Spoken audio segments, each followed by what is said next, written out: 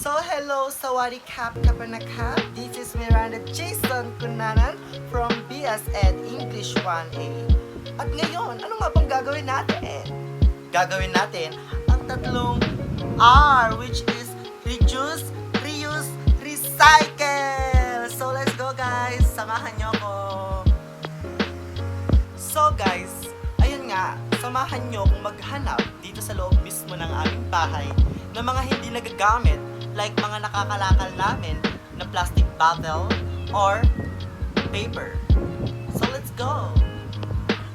At ngayon, palabas na nga ako sa aking kwarto at isisindi natin ang ilaw sa aming sala. At mangungulikot tayo dito sa aming kusina ng mga plastic bottles upang gawin natin siyang recycle materials. At ayun, kita niyo ito guys. Pwede siyang pang recycle. Ayan, nangangalakal kami dyan. Nakikita niyo yung mga curls.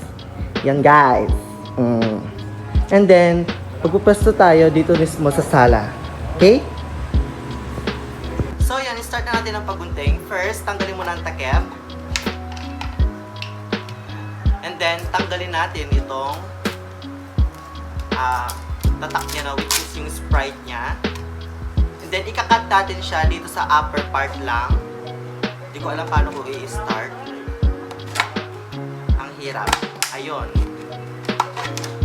Ikakat lang natin siya dito sa upper part niya. Para magawa siyang perfect. Perfect! Like that. At nandito si Lolo ko sa likod ko.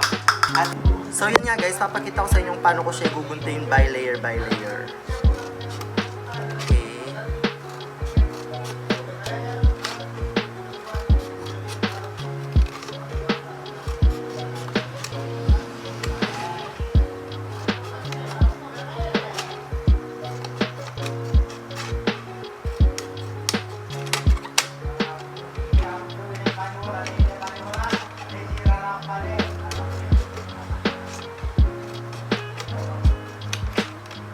Yan guys, at malapit na akong matapos.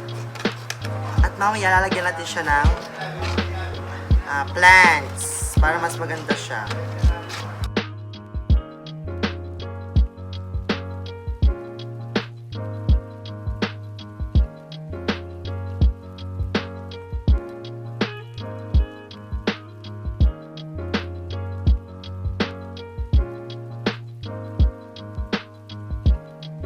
Muli, ako po si Miranda Jason Kunanan from BS Ed English 1A. Bye!